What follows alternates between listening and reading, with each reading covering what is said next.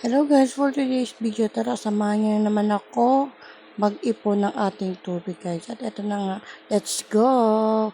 At ito na nga, nakikita niyo ang daming mga kalat, mga hugasin.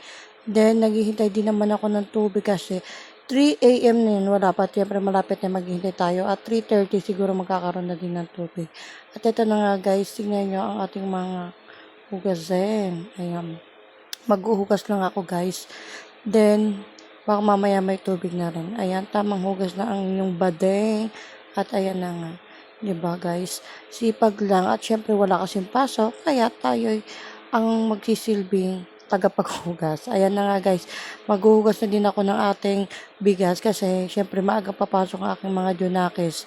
At ayan na nga guys. Sinuhugasan natin at magkasaing na nga tayo guys. At para mamaya ulam na lang ang lulutuin natin. Syempre siguro magpiprito na lang tayo guys. Ayat na nga, tamang hugas tayo ng maigi ng ating bigas yan guys.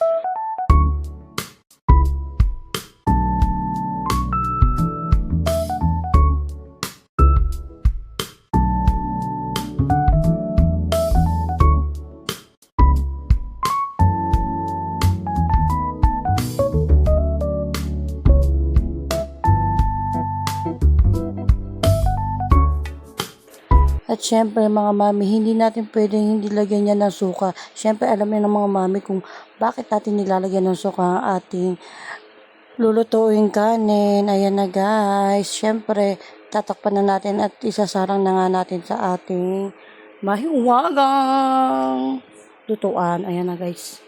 Binuksan ko na nga ang kalan at para mabuksan na din ang ating apoy ng kaliliman, charis. Ayan na guys.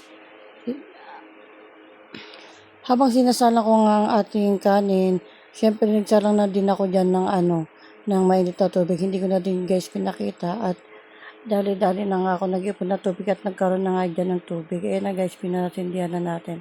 Kaya, for the go! At guys, eto na nga, malinis na ating pinaglinisan. At eto na nga, tama ka pinang-e-above nyo kasi tapos na siya syempre sa ating mga gawain. Kaya, bye-bye! Thank you for watching. Mwah!